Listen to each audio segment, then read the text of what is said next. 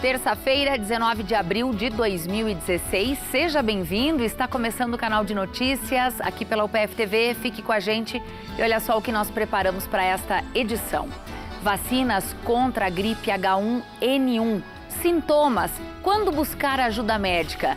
A gente dá sequência à nossa série que esclarece dúvidas sobre a gripe. Nosso convidado de hoje é o infectologista Gilberto Barbosa. Uma iniciativa para aproximar o policial da escola é o projeto Patrulha Escolar. As tecnologias digitais em discussão na UPF, a gente mostra como foi a abertura da 4ª edição do CENID, o Seminário Nacional de Inclusão Digital. E ainda você já parou para pensar nas condições de trabalho das pessoas que confeccionam as roupas que você usa? Essa é uma das questões de um evento mundial que começa hoje em Porto Alegre e o curso de Design de Moda da UPF apresenta um trabalho para estimular o consumo consciente. Continue conosco porque você já viu, né? Aqui encontra mais conteúdo.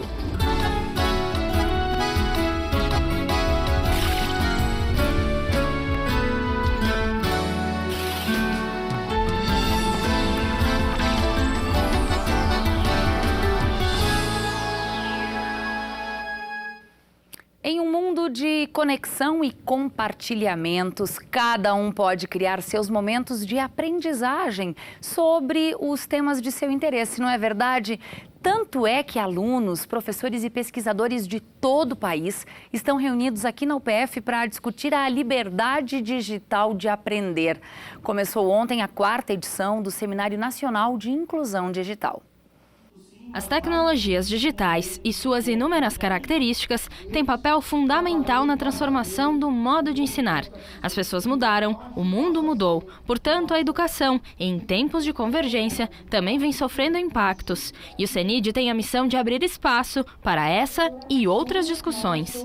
O Seminário Nacional de Inclusão Digital ele já acontece há 4 anos e a ideia dele é criar um espaço não somente acadêmico, mas também um espaço de encontro de pessoas, né? Então ele se caracteriza por tudo aquilo que é próprio do evento acadêmico, né? Apresentação de artigos, oficinas, mas também por muitos espaços e eventos paralelos que trabalham a possibilidade ou ampliam a possibilidade das pessoas conversarem, né? O seminário levanta questionamentos sobre a utilização da tecnologia como a principal aliada da aprendizagem e não como uma adversária dos professores frente aos alunos. Essas ferramentas, né, as ciências da computação, elas estão presentes, as pessoas acessam a informação em qualquer lugar, mas nós precisamos fazer um casamento cada vez mais estreito com o ensino superior, para que as pessoas possam aproveitar e utilizar dessas informações da maneira mais qualificada. Não basta acessá-las, é preciso ter um conhecimento prévio para poder acessar aquilo que de fato produz novos conhecimentos e que faz com que as pessoas consigam ter autonomia, ter criatividade e assim por diante. A gente tem que começar a se dar conta de que a função da universidade ou da escola como uma instituição que repassa informações, ela é totalmente desnecessária. É uma função que nós não precisamos mais, né? As pessoas têm acesso à informação. Então é preciso que a gente discuta e reconheça primeiro que as pessoas têm liberdade para aprender onde quiserem, as informações estão aí, e que a gente precisa repensar o papel da universidade e da escola como um espaço de criação de competências. Mais de 500 pessoas vindas de 109 cidades do Brasil estão participando do CENID. Representantes de 97 instituições de ensino superior marcam presença em Passo Fundo para apresentar trabalhos, acompanhar palestras, oficinas, maratonas de séries e encontros.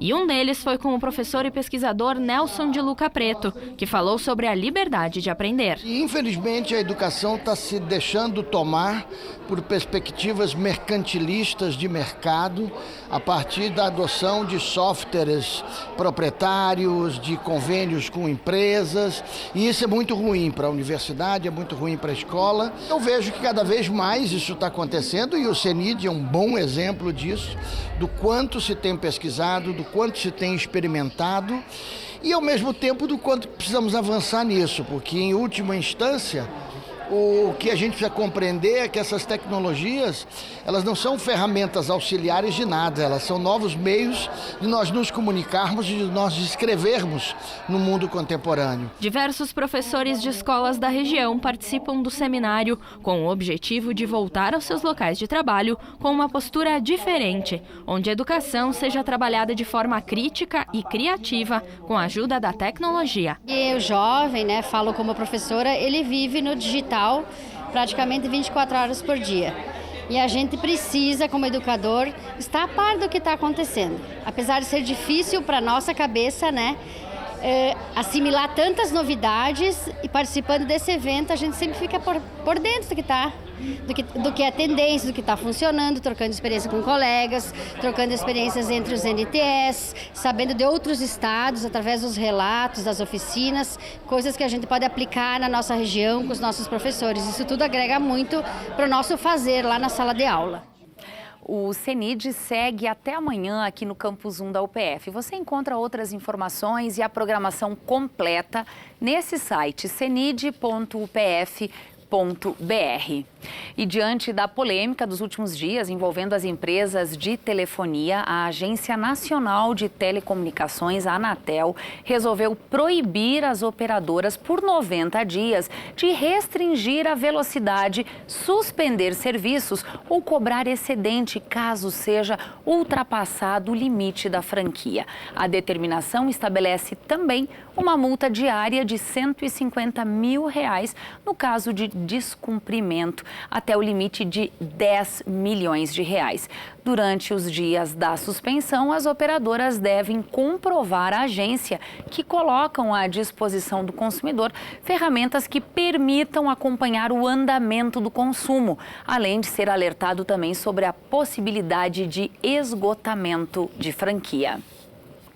A antecipação da vacina contra a gripe foi uma das medidas adotadas pelo Ministério da Saúde para evitar um surto de H1N1 em todo o país. No Rio Grande do Sul, a vacinação começou ainda mais cedo. Em Passo Fundo, começou no último sábado. O Canal de Notícias faz esta semana uma série de entrevistas e informações que esclarecem o assunto.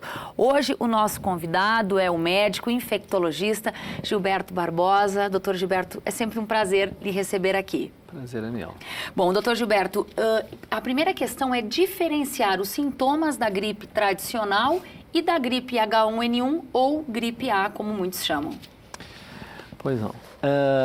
A gripe A, ou gripe A H1N1, ela, em 2009, quando a gente teve a grande epidemia, ela teve um comportamento diferente das outras gripes, possivelmente por uma questão que nós tínhamos uma população que não tinha uma imunidade, uma memória imunológica para essa gripe. Possivelmente tenha sido essa a situação, então nós pegamos um vírus que era desconhecido e aí nós tivemos uma doença mais grave, inclusive que acometeu não somente aqueles tradicionais indivíduos que são do grupo de risco, mas também acometeu de uma forma muito importante as pessoas que não eram do grupo de risco. Tradicionalmente, a gripe tem como um embaque maior nas pessoas que são do grupo de risco. Em 2009, nós tivemos, obviamente, uma grande embate nessas pessoas, As pessoas do grupo de risco tiveram doença importante, mas também pegou pessoas fora do grupo de risco. Hoje é difícil a gente fazer essa diferenciação. O que a gente sabe é que, por exemplo, em São Paulo, que nós tivemos o grande número de casos, 70% das pessoas que tiveram gripe é H1N1. No Rio Grande do Sul, quem teve gripe grave até hoje, dos 11 casos de morte que nós tivemos, dos 21 casos que nós tivemos documentados e 11 casos de morte, foram H1N1. Bom, Passo Fundo foi o epicentro no país em 2009, com o maior número de mortes. Em 2010, cerca de 50% da população da cidade foi imunizada, cerca de 100 mil habitantes. Isso é muito positivo para os anos seguintes também, não é, doutor? Sim, essa foi assim, do susto que nós levamos em 2009, teve esse efeito benéfico. 2010... talvez nós tenhamos sido o local que, né, tenha feito a maior cobertura vacinal. Vacinamos uma grande parte da população. Então, isso ficou essa memória na nossa população e as pessoas, eu acho que, procuraram a vacina e agora a gente está vendo que estão procurando se vacinar. E isso é importante, né? E principalmente é importante nessa população de risco, nos grupos de risco, porque a gente sabe que fazer a vacina protege, isso não existe nenhuma dúvida, está muito bem definido nos vários estudos que foram feitos.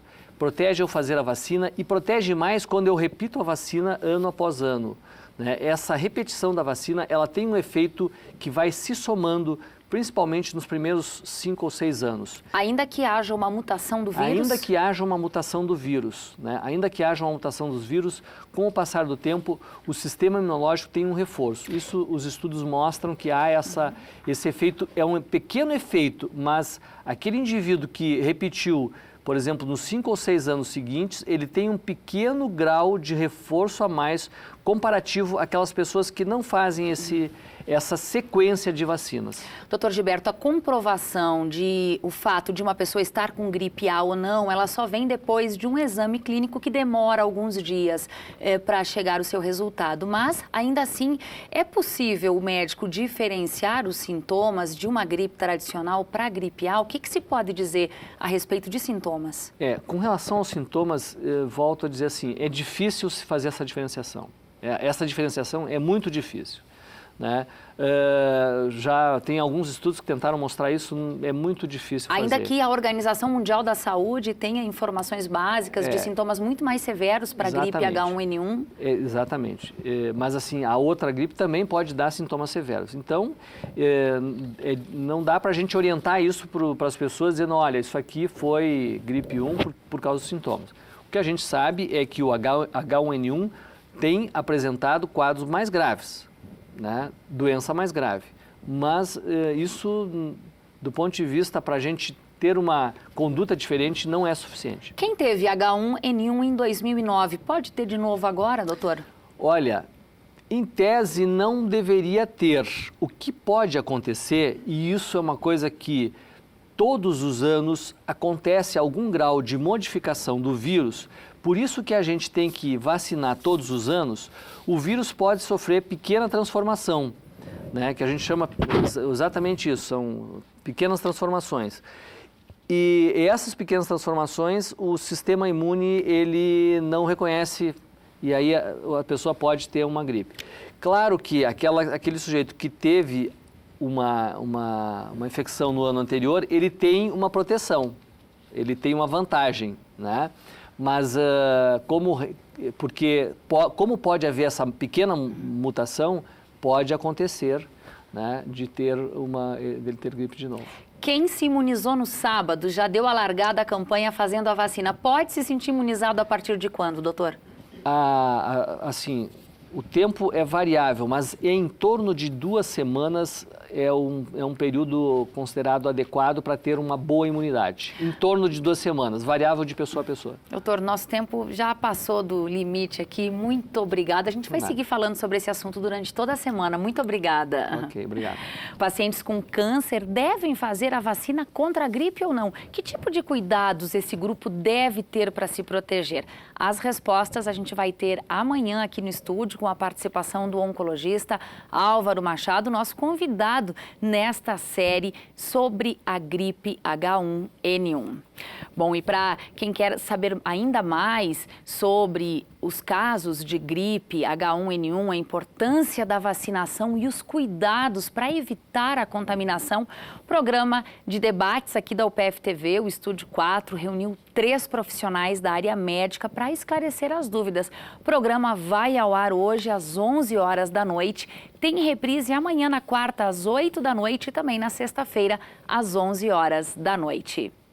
incentivar a moda sustentável e o consumo consciente. Depois do intervalo, a gente mostra um trabalho aqui do curso de Design de Moda da UPF, que vai ser apresentado em um evento mundial que acontece em Porto Alegre. Nós já voltamos.